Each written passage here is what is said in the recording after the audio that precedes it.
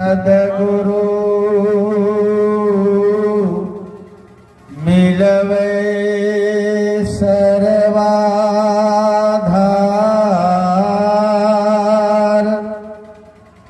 मंगल में मंगल करन बिनवहु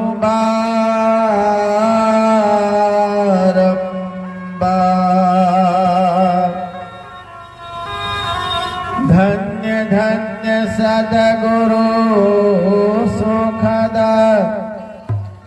महिमा कही न जाए, जो कछु कहूँ तुम्हारी कृपा,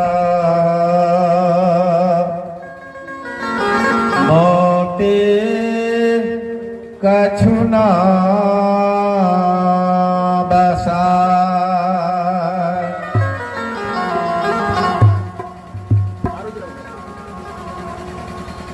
गृहवास के अवसर पर सत्संग में उपस्थित सभी महान भावों को, माता एवं बहनों को मेरा बारंबार नमन। धन्य हैं आप लोग जो सत्संग में उपस्थित हुए हैं। भगवान राम सप्तम सोपान उत्तर कांड में कह रहे हैं, बड़े भाग पाया सत्संगा, बिनु प्रयास होया भव भंगा। तो बड़भागी लोगों को ये सत्संग सुलभ होता है, और जिनको सत्संग सुलभ होता है तो प्रभु राम कहते हैं कि बिना प्रयास के वो भवसागर से पार चले जाते, उनको और कोई प्रयास करने का कोई जरूरत नहीं है। ये सत्संग में पावर है कि जिनको जीवन में सत्संग सुलभ हो जाता है तो वो भवसागर से पार हो जाते हैं। बड़भागी है वो लोग जिनको जीवन में सत्संग सुलभ हो जाता है। वही तो कह रहे हैं, बड़े भाग पाइया सत्संगा, बिनु प्रयास हो या भवभंगा। और शिव जी को सब कोई देवों का देव महादेव कहते। 33 करोड़ देवी देवताओं की संख्या है, और 33 करोड़ में 3 मुख्य देव हैं जिनको त्रिदेव कहते हैं। ब्रह्मा, विष्णु और महेश, ये त्रिदेव में शिव जी महादेव हैं। महा का अर्थ होता है बड़ा, तो बड़ा देव, सबसे बड़ा देव कोई है तो वो है शिव जी। और अभी आप लोग पाठ के क्रम में, ग्रंथ पाठ में सुन रहे थे सप्तम सोपान उत्तरकांड से मां पार्वती प्रश्न की है कि संसारिक लोग एक एक अनुष्ठान करते रहते, और जो जिस अनुष्ठान को करते हैं उसमें विशेष लाभ समझते। तो हे महादेव, आप बताइए सबसे बढ़कर के कौन अनुष्ठान है जिसमें सबसे बेसी फायदा हो। शिव जी उत्तर में बताए जो अभी पाठ में आप लोग सुने, गिरजा संत समागम सम न लाभ कछुआन। हे गिरजा, गिरजा पार्वती का ही एक नाम गिरजा है, इसलिए कहते हे गिरजा, अर्थात हे पार्वती, संतों की संगति के समान कोई दूसरा अनुष्ठान ही नहीं है, और इससे बढ़कर के किसी अनुष्ठान में लाभ भी नहीं। तो संतों की संगति मिल जाए, अर्थात सत्संग मिल जाए, शिव जी कह रहे इससे बड़ा कोई अनुष्ठान नहीं है, अब इससे बेसी कोई अनुष्ठान लाभ देने वाला नहीं है। लेकिन शिव जी कहते हैं कि ये सत्संग तो श्रेष्ठ है, सबसे विशेष लाभ देने वाला, लेकिन सबको ये नहीं मिलेगा।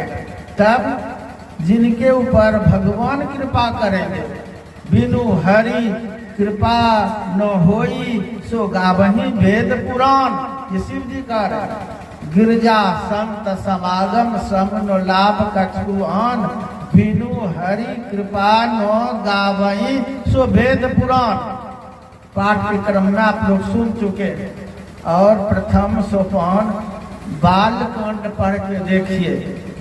रामचरितमानस को हम लोग नहीं लिखे, हम लोग सम्मान करने के लिए सत्संग में इस रामचरितमानस का पाठ करते और उसी को समझा देते ताकि इस पवित्र ग्रंथ का सम्मान हो। तो बालकांड आप पढ़ के देखिए। प्रथम सोपान बालकांड। बालकांड में क्या वर्णन है? बिनु सत्संग विवेक न होई, राम कृपा बिनु सुलभ न सोई। जब तक भगवान राम कृपा नहीं करेंगे तो ये सत्संग मिल नहीं सकता है। और जिनको सत्संग नहीं मिलेगा उनको विवेक नहीं होगा। विवेकशील प्राणी, तो विवेक से हीन प्राणी पशु तुल्य कहलाएंगे। जिनको विवेक ही नहीं होगा, क्या खाएगा? जो मनुष्य का खाने का नहीं वो भी खाएगा क्योंकि विवेक नहीं। जो मनुष्य का पीने का नहीं वो भी पिएगा।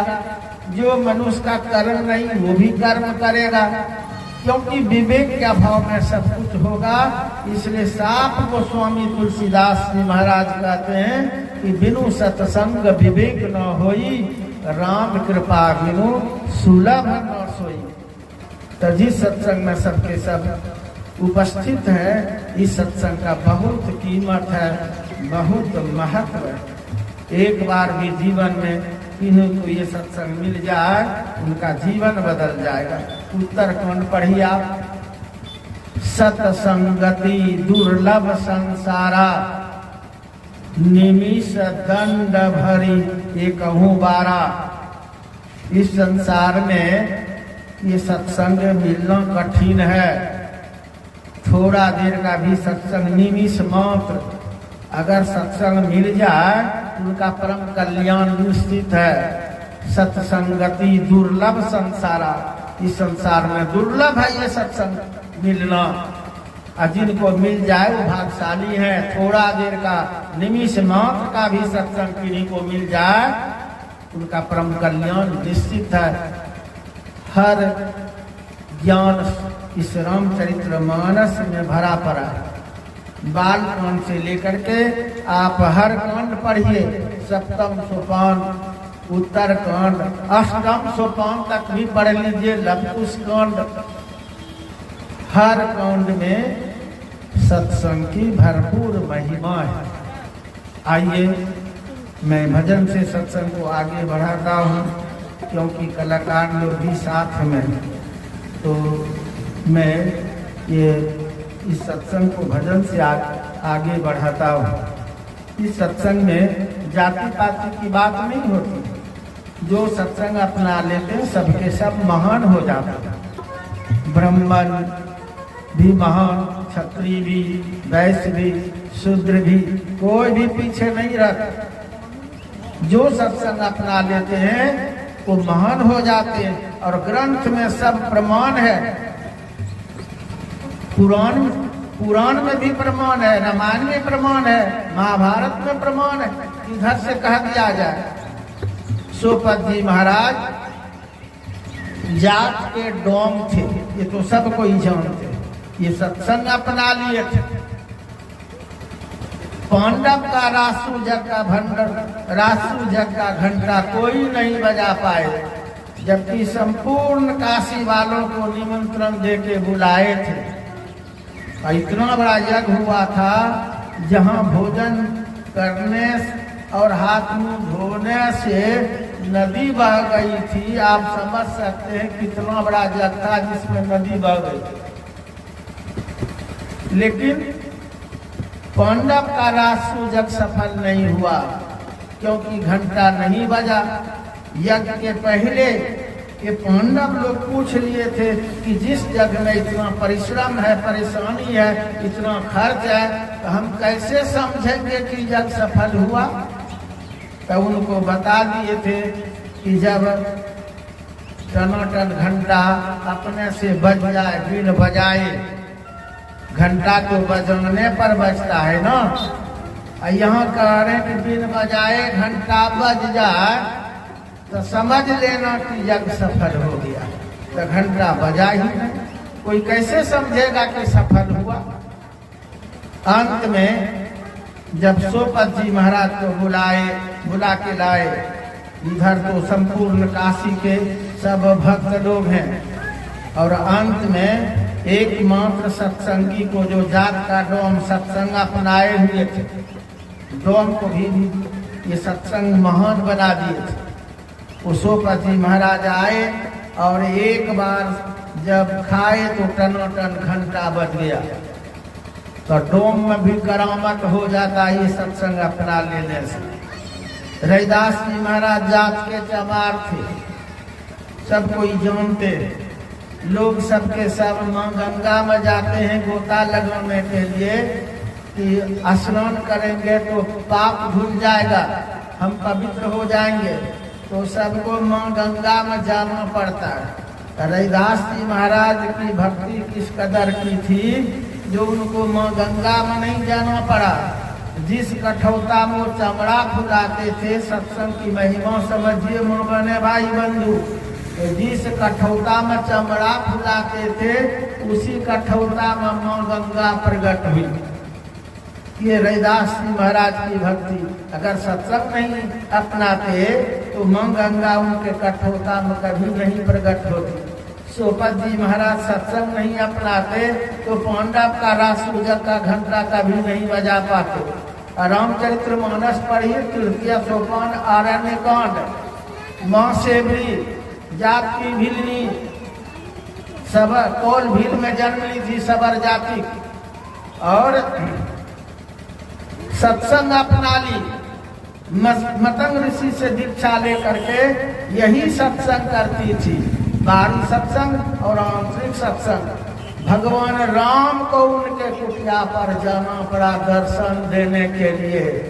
भक्त तो कहाँ कहाँ दौड़ लगा रहे हैं, काशी नहाए, मथुरा नहाए और नहाए हरिद्वार रे, चारों धाम तीर्थ करी आए, मन का नहीं सुधार रे, सत्संगत जग सार साधो सत्संगत जग सार रे। वन में जाय करे तप भारी, काया कष्ट अपार रे, इंद्रजीत बस करी मन अपने, हृदय नहीं विचार रे, सत्संगत जग सार साधो सत्संगत जग सार रे। कहते कहते नीचे कह दिए, मंदिर जाय करे नित पूजा, राखे बड़ो आचार रे, साधु संत के कदर न जाने, मिले न सिरजनहार रे।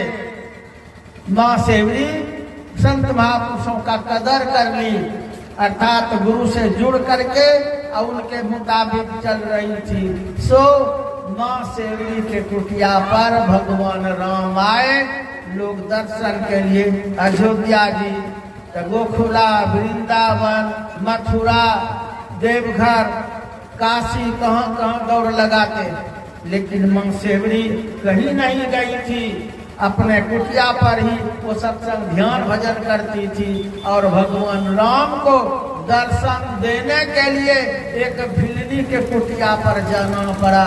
आपके पवित्र ग्रंथ रामचरित्र मानस में ये प्रसंग नहीं हो तो हमसे बातचीत कर सकते। तो सोचिए, मैं कह रहा था कि जाति पाति की यहाँ बात नहीं होती है, जो सत्संग अपना लेते वो महान हो जाते। भगवान बुद्ध ये तो क्षत्रिय थे, ये सत्संग अपना लिए, ये कितने महान हो गए। अपने देश में कौन पूछे, विश्व में इनकी कीर्ति हो गई। चीन वाले इनके भक्त हो गए, नेपाल वाले, तिब्बत वाले, श्रीलंका वाले, यूनान वाले, कितना गिनाया जाए। और अपने देश के पूरा बिहार उन्हीं के नाम से बिहार बना। आज ये झारखंड अलग हो गया तब ना, पहले तो बिहार में ही था। जहाँ तक भगवान बुद्ध विचरण करते थे, घूमते थे, लोगों को वैष्णव धर्म सिखाते थे, योग साधना सिखाते थे, वहाँ तक भूमि बिहार के नाम से प्रसिद्ध हुआ। और राजा महाराजा उनके शिष्य हुए, अशोक सम्राट उनके शिष्य हो गए, राजा प्रसेनजीत उनके शिष्य हो गए। धरती पर का राजा कौन पूछे, स्वर्ग का राजा इंद्र भेष बदल करके आकर के भगवान बुद्ध को पंखा झेलते। धम्पद पढ़िए आप, ये सत्संग अपना लेने से कोई काम रहते क्या? भगवान बुद्ध महान हो गए, गोस्वामी तुलसीदास जी महाराज महान, हम लोग प्रस्तुति में उनका नाम लेते हैं। कबीर साहब महान, नानक, बुद्ध, सूर, तुलसी, कबीर, ये सब के सब महान। और आपके समक्ष के महापुरुष की झांकी लगी है, देश विदेश में इनकी कीर्ति है, कौन गांव में इनके भक्त नहीं है। आप समझ सकते हैं ये सत्संग का क्या कीमत है। और तहलका मचा दी माँ बहने भाई बंधु, तर गई मीराबाई, सहजोबाई, जानाबाई, करमैती बाई, सखूबाई, सेबरी बाई, कितना गिनाया जाए। अगर पुराण की बात करते हैं तो मार्कंडेय पुराण पढ़िए। मानसुइया, सती शांडली, सती बिहुला, सती सावित्री तहलका मचा दी, प्रकृति को नाच नचा नचा के दिखा दी। ये पावन हो जाता है जो सत्संग अपना लेते। तो कोई किसी से कम नहीं, चाहे नर हो या नारी हो, चाहे ब्राह्मण हो, क्षत्रिय हो, वैश्य हो, शूद्र हो, सब के सब महान।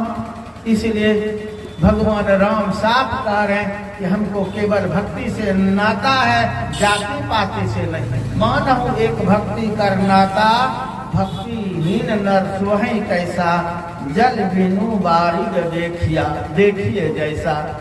माँ गंगा में आप गोता लगाएंगे, तन का मैल धुल सकता है, मन निर्मल नहीं होगा। लेकिन सत्संग रूपी गंगा में गोता लगाएंगे तो मन निर्मल हो जाएगा। आज उनका मन निर्मल हो जाएगा और उनका तन अपवित्र हो ही नहीं सकता। तन अपवित्र होता है गलत सलत खान पान से, और जब तन अपवित्र हो जाएगा उसमें रहने वाला मन भी दूषित होगा। इसलिए इतने तरह का अनुष्ठान करना पड़ता है। सो माँ बहने भाई बंधु, सत्संग सर्वोपरि है, सबका आधार है। और सत्संग के बगैर भक्ति नहीं होती है। सब कोई संत महापुरुष भगवान राम तक कह दिए। आइए पद पर गौर कीजिए। जहिया रे मनवा तोहरा भई जई है चंगारा,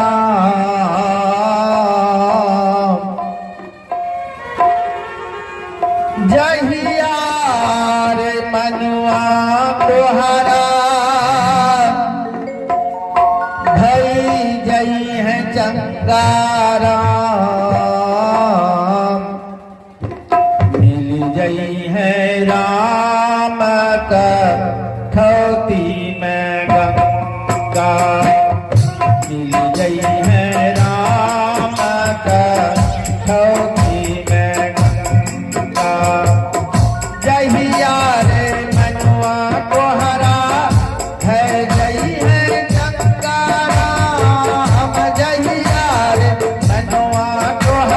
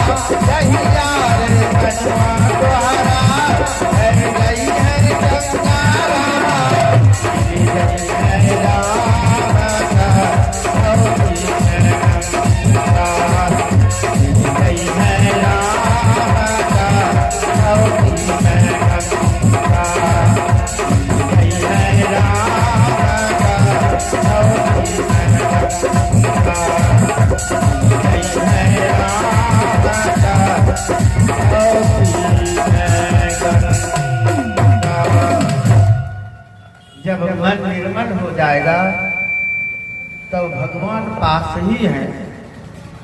पास ही में बसे पिया, नहीं मुलाकात, देखो अचरज बात।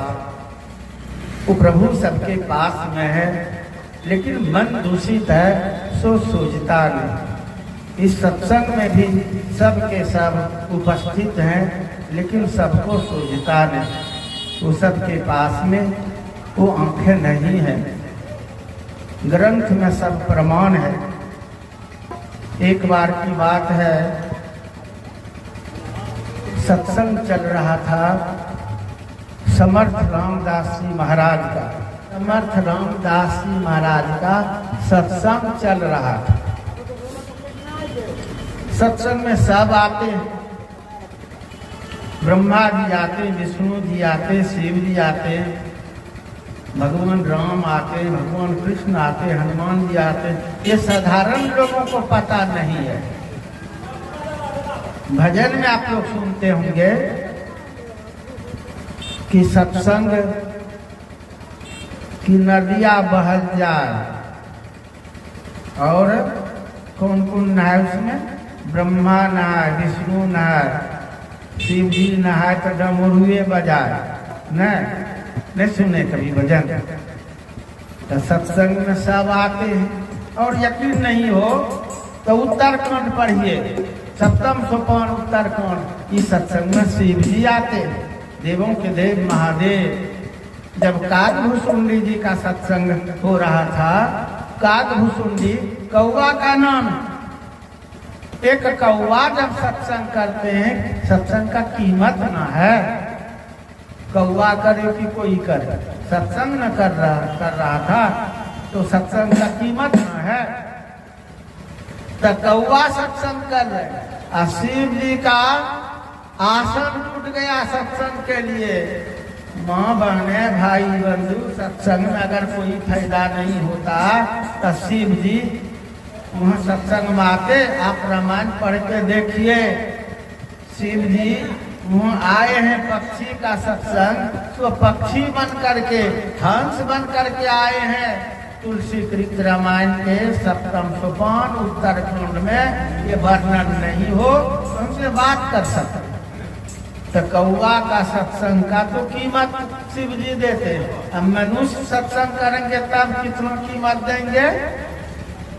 मधुबनी एक जिला है, सब कोई जानते होंगे। विद्यापति जी शुद्ध भक्त, वैष्णव भक्त, नित्य सत्संग करते थे।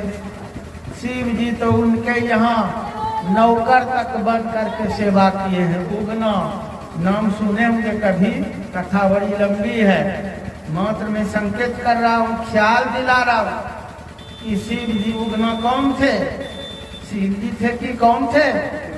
शिव जी अपना भेष बदल करके सत्संग सुनने के लिए नौकर तक बने कि कोई मनुष्य हमको पहचान नहीं सके, इसलिए नौकर बन गए। और विद्यापति जी की यहाँ सेवा किए और सत्संग सुनते थे। कथा सुने होंगे, अभी समय का थोड़ा अभाव है इसलिए हम कथा की तरफ नहीं, मैं आप लोगों को ले जाता हूँ। मैं केवल ख्याल कराया कि सत्संग का कितना कीमत है। जो शिव जी हंस बन जाते पक्षी सत्संग सुनने के लिए, इस सत्संग का कितना कीमत है। शिव जी नौकर तक बन जाते हैं। और अभी स्वर्ग का मालिक इंद्र जी के संबंध में सुन रहे थे, धम्मपद में वर्णन है, पढ़ के देखिएगा। जब भगवान बुद्ध सत्संग सुनाते थे तो स्वर्ग से इंद्र आकर के भेष बदल के पंखा झेलते थे। पंखा कौन झेलता है? नौकरे ना। स्वर्ग का मालिक जिस स्वर्ग के लिए सब मार कर रहे हैं ना, होड़ लगा रहे हैं, स्वर्ग फलना स्वर्गी, फलना स्वर्गी, स्वर्गे सब कुछ समझ रहे हैं। भगवान राम तो कहते हैं कि स्वर्ग के फेर में मत रहो, स्वर्ग स्वल्पांत दुख लाई। ये मनुष्य शरीर से साधना करके मोक्ष पालो, जिस सुख से बड़ा कोई सुख नहीं। लेकिन सब स्वर्ग, सब स्वर्गी, फलना बाबू स्वर्गी स्वर्गी स्वर्गी, सब पूरे संसार के। तो स्वर्ग का मालिक का हाल चाल सुनिए। जो स्वर्ग का मालिक है इंद्र, सत्संग के लिए उनमें कितना तड़प है। आप लोग भलो सत्संग का कीमत नहीं समझ पा रहे। स्वर्ग का मालिक इंद्र भेष बदल करके, जिस तरह से शिव भेष बदल करके उगना बन करके और विद्यापति का सेवा कर रहे हैं, तो इंद्र स्वर्ग का मालिक भेष बदल करके आकर के भगवान बुद्ध को पंखा झेल। धम्मपद पढ़ लीजिए। धम्मपद पवित्र ग्रंथ है और इस ग्रंथ में वर्णन है। जो सत्संगी बने हैं उनका कोई कीमत नहीं। उनका तो कीमत प्रथम सोपान बालकुंड में गोस्वामी तुलसीदास जी महाराज दे रहे। धम्मपद में भी कीमत है। धम्मपद में क्या कीमत है? स्वर्ग का मालिक इंद्र तो भगवान बुद्ध को पंखा देते जो सत्संग सुना रहे। जो सुनते हैं, सत्संग सुनने के लिए आए हैं, जो सत्संगी बने हैं, उनका देवी देवता सेवा कर रहे हैं। दरी चट्टी बिछा रहे, झाड़ू लगा रहे, दरी चट्टी बिछा रहे, विधिवत बैठा रहे, पानी प्यास लगने पर पानी पिला रहे। धम्मपद पढ़ लीजिए। जो सत्संग अपना लेते हैं, एक सत्संगी का भी सेवा देवता लोग करते हैं। भगवान बुद्ध के ये अग्रगण्य शिष्य थे सारिपुत्र मौदगल्याण। तो देवता लोग सेवा कर रहे हैं। जब भी सत्संग हो तो सेवा, झाड़ू लगा दे, घड़ी चट्टी बिछा दे, सबको विधिवत बैठावे। इन लोगों को आश्चर्य हुआ कि किस गांव के ये लोग सत्संगी लोग हैं जो अपना काम धाम छोड़ करके जब भी सत्संग करते, जहाँ भी करते वहीं पहुंच जाते। जरा पूछो तो, बुलाए और कहते तुम लोग किस गांव से आते हो, क्या नाम है तुम लोगों का, इतना सेवा करते हो सत्संग का। तो मनुष्य रहे तब न बोलेगा, झूठ तो नहीं है न बोलेगा फलना गांव से हम आते हैं। चुप है, मौन है। कहते नहीं बता रहा है, बताओ न किस गांव से तुम लोग आते हो और इस कदर सत्संग का सेवा करते हो। तो नहीं बताए, 2-3 बार पूछने पर नहीं बताए। तब भगवान बुद्ध के शिष्य, ये अग्रगण्य थे, साधारण खिलाड़ी तो थे नहीं, ध्यान लगा के सब रहस्य जान गए। आपके प्रथम सोपान बालकुंड में वर्णन है, तुलसीकृत रामायण को पढ़िए। जथा सुअंजन अंज दीर्घ साधक सिद्ध सुजान, कौतुक देखई शैल बनो भूतल भूरि निधान। जब गुरु से जुक्ति जान करके साधक साधना करते हैं, अर्थात ध्यान करते हैं, ध्यान में उनकी उद्गति हो जाती है तो अच्छी जानकारी हो जाती है। धरती के भीतर, पानी के भीतर, इस देश में विदेश में क्या हुआ था, क्या हो रहा है, क्या होने वाला है, बैठे बैठे जान जाते हैं। ये तुलसीकृत रामायण के प्रथम सोपान बालकुंड में ये पंक्ति हम ही लोग घुसा दिए क्या? आप समझ सकते। तो भगवान बुद्ध के ये शिष्य लोग तो बड़े ध्यानी ज्ञानी थे। जब नहीं बताए, झूठ कैसे बोलते, नहीं बताए, मौत हो गए देवता लोग। ध्यान लगा करके जान गए। ये देवता लोग हैं, स्वर्ग से आते हैं सत्संगी लोगों का सेवा करने के लिए। डांट फटकार कर दिए कि तुम लोग ऐसा क्यों करते हो, देवता हो करके। हमारे सत्संगी लोग स्वतः अपना सत्संग का सेवा अपने से करेंगे, ऐसा तुम लोग नहीं करना।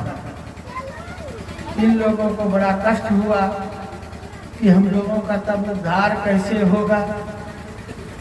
हम लोग तो सत्संग का सेवा करके अपना पुण्य अर्जित कर रहे थे कि फिर से भगवान हमको मनुष्य शरीर दे, लेकिन मना कर दिया।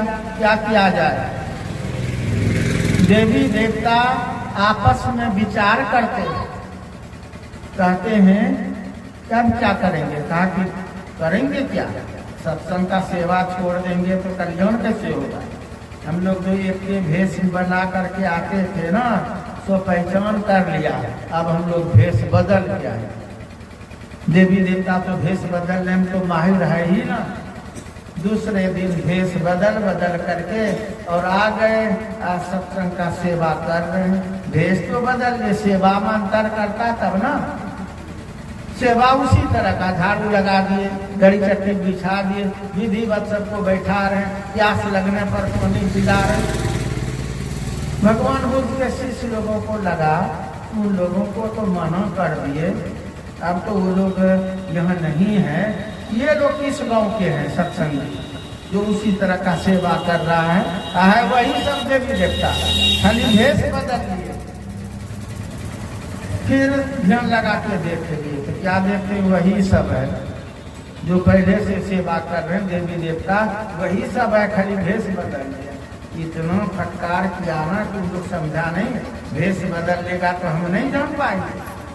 इतना डांट फटकार किया, क्या समझा तुम लोग, अब तुम लोग ऐसा नहीं करना। जानते हैं देवता लोग रोने लग गए कि भेष बदल के भी आए तो पहचान कर लिए, हम लोगों का तब उद्धार कैसे होगा। देवता लोग रो रहे हैं सत्संग सेवा करने के लिए। भगवान बुद्ध अपने जगह पर थे, वहीं से दृश्य को देख लिए, वहाँ प्रकट हो गए।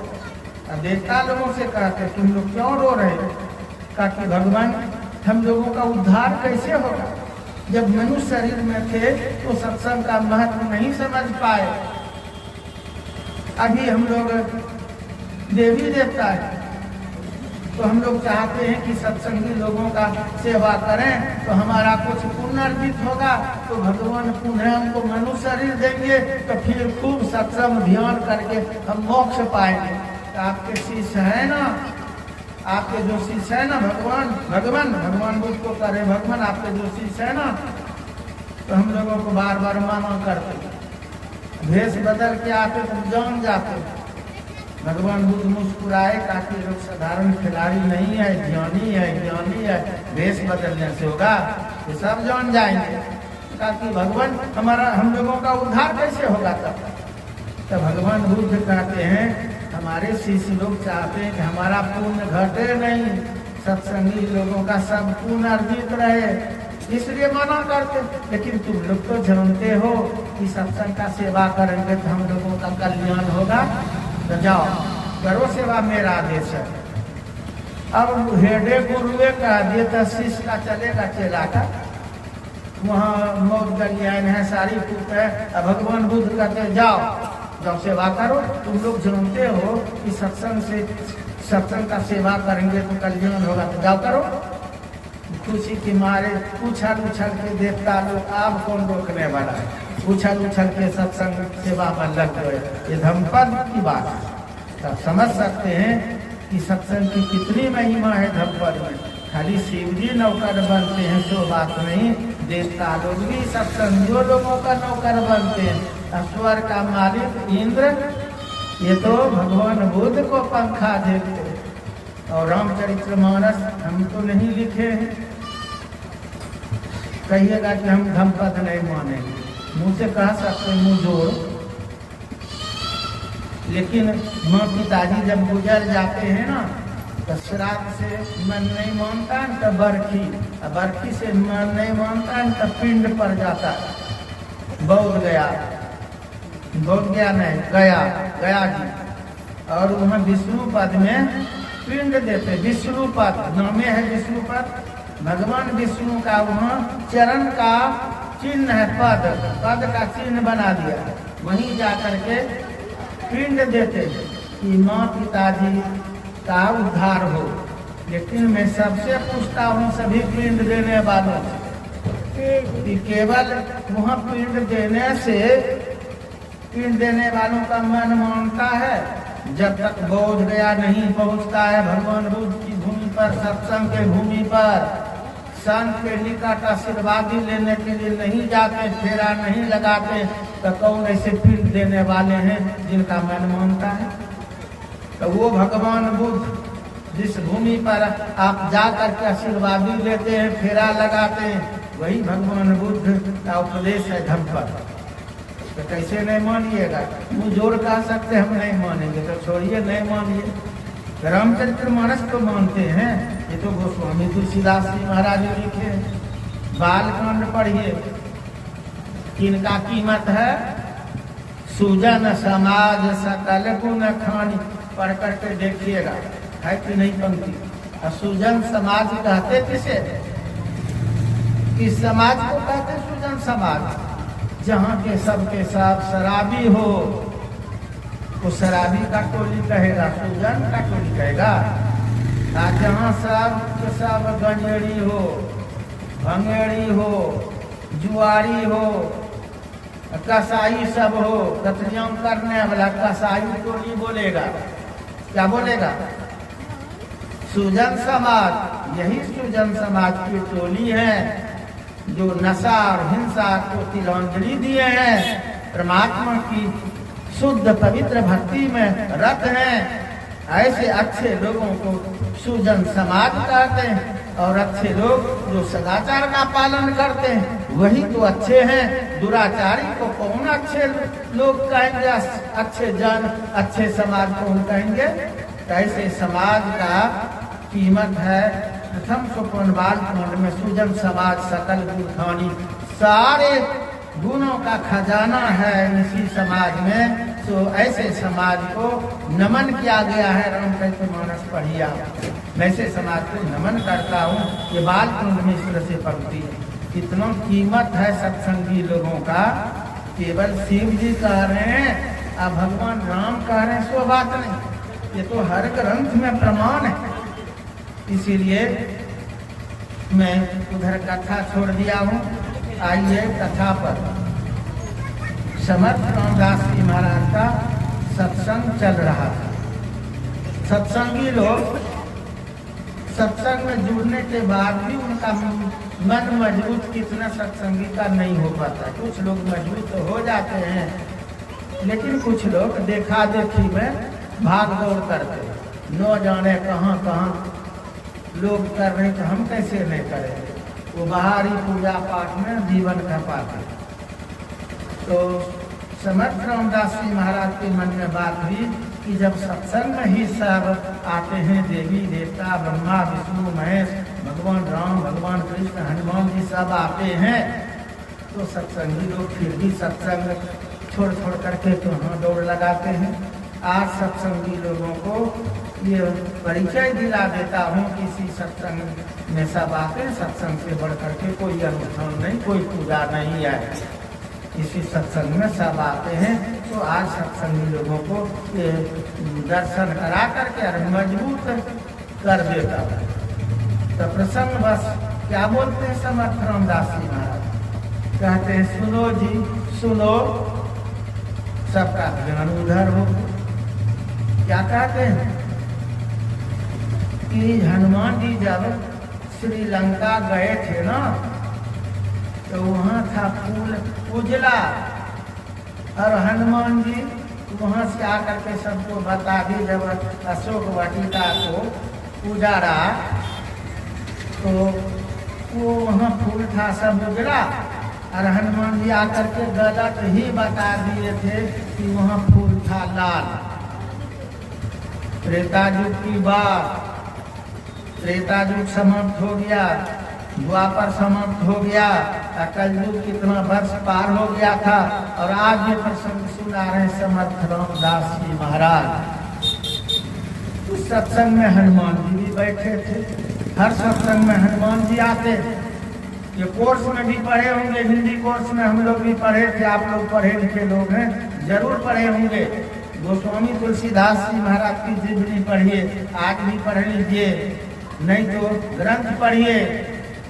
हर सत्संग में हनुमान जी आते हैं, सबसे पहले आते हैं, सबसे बाद में जाते हैं। प्रेत वाला कथा अगर सुने होंगे या पढ़े होंगे तो बात समझ में आती होगी कि हर सत्संग में हनुमान जी आते हैं, भेष बदल के आते हैं। मनुष्य का सत्संग तो मनुष्य का भेष बना के आते हैं, कोई पहचान नहीं कर पाता।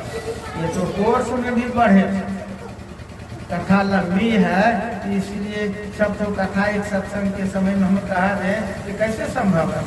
आइए, तो समर्थ रामदास जी महाराज के भी सत्संग में हनुमान जी बैठे। अकारे के हनुमान जी गलत बता दिए थे, था वहाँ फूल उजला और हनुमान जी गलत बता दिए फिर लाल। हनुमान जी को कष्ट होगा कि नहीं? हनुमान जी वहीं बैठे हैं। हनुमान जी मने मन सोचता है कि हमको ये झूठ सिद्ध कर रहा है। हम ही गए थे अशोक वाटिका, हम ही उजाड़े थे, वहाँ तो लाल ही फूल था। और आज भी हमको ख्याल है कि लाल फूल था। ये कह रहे कि नहीं वहाँ उजला फूल था। तो बैठे बैठे बोलते, मनुष्य भेष में है ना, बैठे बैठे बोल रहे महाराज आप कैसे कह रहे कि वहाँ उजला फूल था? तो सुधार करके कहिए, वहाँ तो लाल फूल था। वो मनुष्य भेष में बोल रहा। बहुत सारे लोग हैं, कोई नहीं बोलता, वो बोल रहा। कहते कि नहीं वहाँ उजला फूल था, वो मानेगा। कहते नहीं महाराज वहाँ लाल फूल था। ताकि महाराज हनुमान जी तो त्रेता युग में गए थे, अशोक वाटिका उजाड़े थे, वो बताए थे। आप तो त्रेता युग में नहीं थे। ताकि नहीं थे तो क्या, आज तो है हम, तो हम गलती का सुधार कर रहे हैं। हनुमान जी गलत बताए थे। हनुमान जी बोल रहे, कहते हनुमान जी गलत बताए थे। ताकि तो तू कैसे जानते हो? और समर्थ रामदास जी महाराज समझ रहे हैं। हनुमान जी तो बोलना शुरू कर दिया, लेकिन सत्संगी लोग समझेगा कि ये हनुमान मनुष्य वेश में बोलता है। ताकि तू कैसे जानता है कि हम गलत कह रहे हैं? हनुमान जी सही कहा था। इतना कहना था, वो खड़ा हो गया। खड़ा हो करके आज जोर जोर से बोलने लगा कि नहीं हनुमान जी बोले थे, तो आप सुधार के बोलिए। ताकि बैठे चुपचाप, बड़का हल्ला करने वाला हो। हनुमान जी खड़ा होकर बोल रहे, मनुष्य वेश में बोल रहे, बैठे चुपचाप। इतने लोगों को न कष्ट हो रहा, तुमको क्यों कष्ट हो रहा? प्रकट हो गए। ताकि लोगों को क्या कष्ट होगा? हम ही हनुमान प्रकट हो गए, सत्संग से प्रकट हो गए। ताकि हम ही गए थे अशोक वाटिका, हम ही उजाड़ दिए थे, तो वहाँ लाल फूल था। महाराज आप क्यों कह रहे हैं कि वहाँ उजला फूल था? हम ही न हनुमान है। फिर भी कहा कि हनुमान है तो नवाब है। अब सोच रहे हनुमान जी तो अपना दर्शन दे दिए, तो समझौता तो कर लेते समर्थ रामदास जी महाराज। लेकिन इस सत्संग में भगवान राम भी हैं, भगवान कृष्ण है, शिव जी सबके सब हैं। असत्संगी लोगों को बोलते हैं तो विश्वास नहीं होता, आज भी खाइए देना। तो इसीलिए समझौता नहीं कर रहे। करके हनुमान है तो क्या नवाब है, बैठो चुपचाप। वहाँ था उजला फूल। अब सोचिए भाई बंधु माँ बहन है, हनुमान जी प्रकट भी हो गए। सब लोग देख रहे, आश्चर्यचकित है कि हनुमान जी सत्संग में बैठे थे, प्रकट हो गए। अच्छा भी समर्थ रामदास जी महाराज नहीं मान रहे। हनुमान जी कहते महाराज सुधार करके कहिए, हम ही हनुमान है। कहते हनुमान है क्या नवाब है, बैठो चुपचाप। वहाँ था उजला फूल। अब दो भक्त आपस में लड़ गए। भगवान राम भी वहीं बैठे थे। भगवान राम मने मन सोचते बात गड़बड़ हो गई, कहीं दोनों भक्त में उठा पटक न हो जाए। अब हमको भी प्रकट होना पड़ेगा, समाधान करने के लिए, फैसला सुनाने के लिए। भगवान राम प्रकट